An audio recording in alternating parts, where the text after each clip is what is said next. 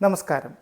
നിങ്ങളുടെ മക്കളെ ആരെങ്കിലും ശാരീരികമായിട്ടോ ലൈംഗികപരമായിട്ടോ ഉപദ്രവിച്ചിട്ടുണ്ടെങ്കിൽ അവർ നിങ്ങൾക്ക് കാണിച്ചു തരുന്ന ചില ലക്ഷണങ്ങളെക്കുറിച്ചാണ് ഇന്ന് സംസാരിക്കുന്നത്.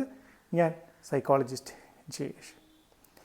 ഓരോ 2 മണിക്കൂറിലും ശരാശരി കേരളത്തിൽ ഒരു കുട്ടിയെങ്കിലും ലൈംഗികപരമായിട്ട് ഉപദ്രവിക്കപ്പെടുന്നുണ്ട് എന്നാണ് കേരള പോലീസിൻ്റെ കണക്കുകൾ പറയുന്നത്. അതുകൊണ്ട് 10 വയസ്സിന് താഴെയുള്ള കുട്ടികൾ നിങ്ങൾക്കുണ്ടെങ്കിൽ അവരെ ആരെയെങ്കിലും ഈ പറയുന്ന തരത്തിൽ ഉപദ്രവിച്ചിട്ടുണ്ടെങ്കിൽ നിങ്ങളുടെ മക്കൾ നിങ്ങൾക്ക് കാണിച്ചു തരുന്ന ചില സൂചനകളാണ് ഇനി പറയുന്നത്. പക്ഷേ ഈ സൂചനകൾ കണ്ട് അത് ലൈംഗികപരമായിട്ട് ഉപദ്രവിച്ചു എന്ന് മാത്രം നിങ്ങളുടെ മനസ്സിലേക്ക് പോകരുത്. കാരണം ഈ പറയുന്ന ലക്ഷണങ്ങൾ മറ്റ് പല പ്രശ്നങ്ങൾ കൊണ്ടും സംഭവിക്കാം. അതുകൊണ്ട് വിദഗ്ധരായിട്ടുള്ള ഡോക്ടേഴ്സിനെ കണ്ട് ഇതെന്താണെന്ന് ഉറപ്പുവരുത്തുവാനായിട്ട് പ്രത്യേകം നിങ്ങൾ ശ്രദ്ധിക്കണം. കുട്ടികളെ ആരെങ്കിലും ലൈംഗികപരമായിട്ട് ഉപദ്രവിച്ചിട്ടുണ്ടെങ്കിൽ ശാരീരികമായിട്ട് കുറച്ച് ലക്ഷണങ്ങൾ അവർ കാണിക്കും. പ്രത്യേകിച്ച് അവരുടെ നടത്തത്തിൽ എപ്പോഴും സാധാരണഗതിയിലൊരു മാറ്റങ്ങൾ സംഭവിക്കും.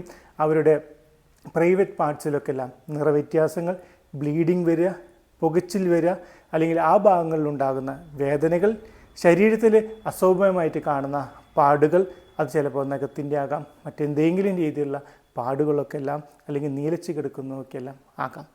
ഇങ്ങനെ എന്തെങ്കിലും ശാരീരികമായിട്ട് നിങ്ങളുടെ കുട്ടികളിൽ എന്തെങ്കിലും ഒരു മാറ്റങ്ങൾ കാണുന്നുണ്ടെങ്കിൽ നിങ്ങൾ അത് എന്താണെന്ന് മനസ്സിലാക്കുന്നതിന് വേണ്ടിയിട്ട് നിങ്ങൾ പരിശോധിക്കുകയോ അല്ലെങ്കിൽ കുട്ടികളുടെ ഡോക്ടേഴ്സിനെ കണ്ട് ഇതെന്തുകൊണ്ടാണ് സംഭവിച്ചതെന്ന് ഉറപ്പുവരുത്താനായിട്ട് ശ്രദ്ധിക്കണം.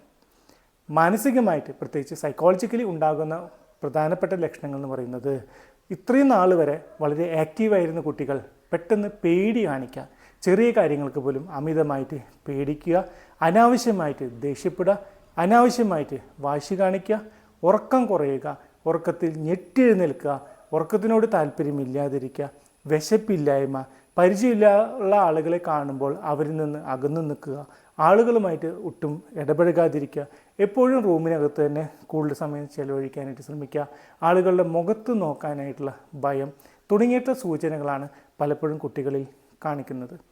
അതുകൂടാതെ ഈ സെക്ഷലി അബ്യൂസ് ചെയ്തിട്ടുണ്ടെങ്കിൽ അത്തരം കുട്ടികൾ മറ്റുള്ള കുട്ടികളോടും അതുപോലെ കാണിക്കാനുള്ള ചാൻസസ് കൂടുതലാണ്. അതുകൊണ്ട് നിങ്ങളുടെ മക്കൾ ആരെങ്കിലും ഈ രീതിയിൽ മറ്റു കുട്ടികളോട് പെരുമാറുന്നുണ്ടെങ്കിൽ പ്രത്യേകം നിങ്ങളത് ശ്രദ്ധിക്കണം. എവിടെ നിന്നാണ് അവർക്ക് ഈ അറിവ് കിട്ടിയതെന്ന് നിങ്ങൾ അന്വേഷിച്ച് കണ്ടെത്തുക തന്നെ വേണം.